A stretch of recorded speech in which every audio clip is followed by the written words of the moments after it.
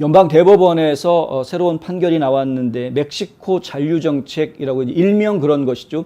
그러니까 이제 망명 신청을 한 외국인들이 국경에서 망명 신청을 할 경우에 망명 신청을 했으나 당신은 아직은 허락받은 게 아니니까 이민법원으로부터 망명 신청을 허락받을 때까지 법원에 다시 출두할 날짜가 주어지니까 그때까지 일단은 멕시코에 나가서 대기하고 있어라. 그래서 멕시코 쪽에 이렇게 막 텐트촌이 만들어지고 했었죠. 자기가 법원에 갈 날짜를 기다리는 동안 이렇게 텐트 치고 그냥 사는 겁니다. 그런데 이 멕시코 잔류 정책을 트럼프 행정부 시절에 멕시코 정부의 도움을 받아서 만들어 놓았는데 바이든이 대통령이 된 이후에 이걸 바로 없애려고 온갖 애를 썼습니다. 그동안 연방 법원들, 항소법원까지도 이 멕시코 잔류 정책을 없애면 안 된다라고 바이든 행정부의 움직임에 반대해 왔었는데 이제 결국에는 이제 연방 대법원은 오늘 오전 판결에서 바이든 행정부가 이걸 없앨 수 있다라고 판단을 한 것이죠. 법원은 이 프로그램을 폐지하기로 한 결정이 1996년 이민자 구금법을 위반하지 않았다고 주장합니다. 하급 법원에서 이 프로그램을 철회한 행정부의 각서를 검토했어야 한다라고 하면서 하급 법원으로 되돌려 보냈습니다. 바이든 대 텍사스 소송에서 이러한 판결이 나온 것인데요. 5대 4로 결정된 판결. 문제 진보주의 법관들 3명이 똘똘 뭉쳤고 그리고 이제 보수주의 법관들 6명 중에서 2명이 이렇게 찬성표 쪽으로 진보주의 법관들과 뜻을 같이 해서 5대 4로 판결문이 나왔습니다. 존 로버츠 대법원장이 이 판결문을 작성을 했는데 멕시코와의 국경을 넘나드는 기록적인 수의 불법 체류자들이 세관 국경 보호국의 처리 능력을 압도하고 있는 가운데서 이런 판결이 나왔다.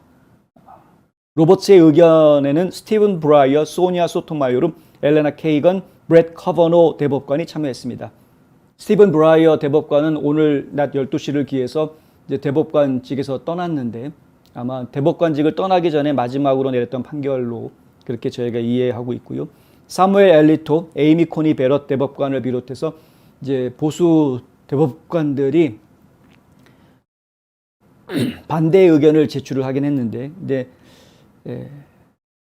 아직 뭐 반대 의견을 제출을 하긴 했습니다. 어쨌든 뭐 결정이 된 것이고 지금 바이든이 오늘까지 이제 나토 회의 참석 일정으로 나가 있기 때문에 아마 이제 복귀하는 대로 NPP는 그냥 폐지가 되는 것으로 수순을 밟을 것 같다 이렇게 봐야 될 것 같습니다.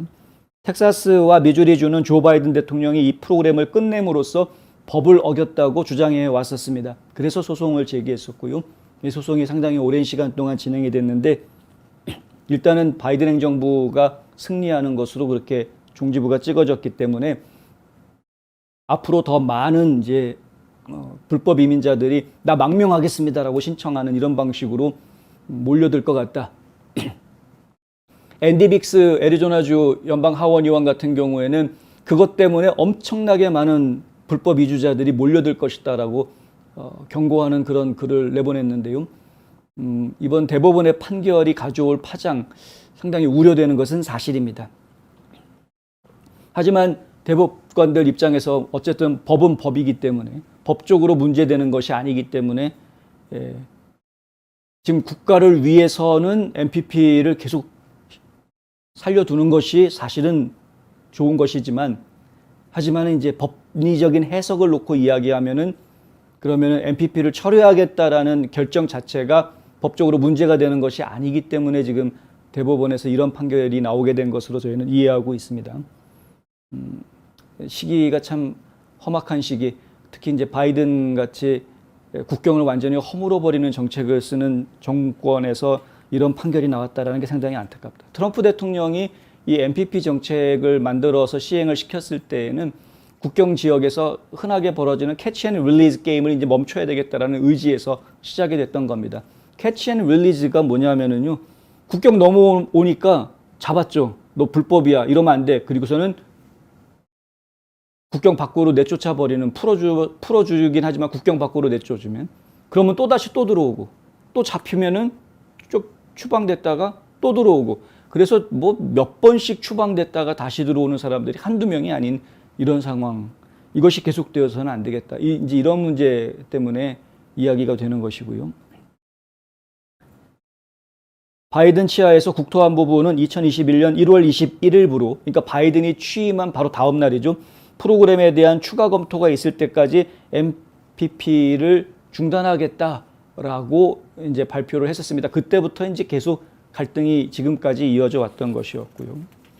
로버트 대법원장은 본인의 의견서에서 정부의 MPP 취소는 이미 및 국가법 1225조를 위반하지 않았다. 그는 하급 법원의 결정을 번복하고 이 의견과 일치하는 추가 절차를 위해서 사건을 재송부했다. 이렇게 지금 보도가 나와 있습니다. 결국에는 법적으로 문제가 되는 것이 아니기 때문에 MPP 없애겠다라는 걸 막을 방법은 사실은 없다라는 그런 판례로 저희가 받아들여야 하겠다.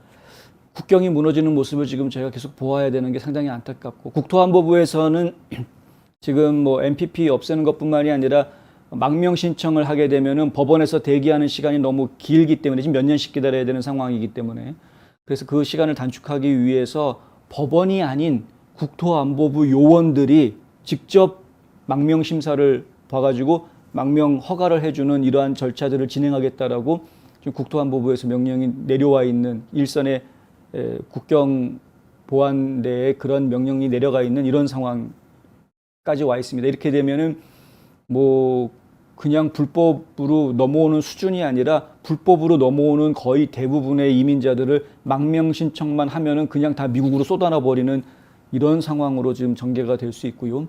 망명 신청해서 일단 미국 안으로 쏟아져 들어오게 되면은 체류 신분, 내가 지금 어떠한 상태로 미국에 살 수 있느냐라는 정확한 체류 신분이 없는 사람들에게도 운전면허 주고 신분증 발급해주는 그런 좌파주들이 여러 곳이 있기 때문에 그런 주들을 통해서 신분증을 확보한 사람들이 전국 각지에 흩어져 가지고 이제 경제활동을 하고 살아나가게 되겠죠. 이게 저희가 지금 여러모로 염려되는 부분입니다. 염려되는 부분. 저 개인적으로는 저희 부모님이 캘리포니아에서 잠깐 사신 적이 있는데, 그때 사거리에서 교통사고를 당하신 적이 있는데, 교통사고를 낸 가해자가 그냥 아무 대처 없이 그냥 도망가 버린 겁니다. 뺑소니로.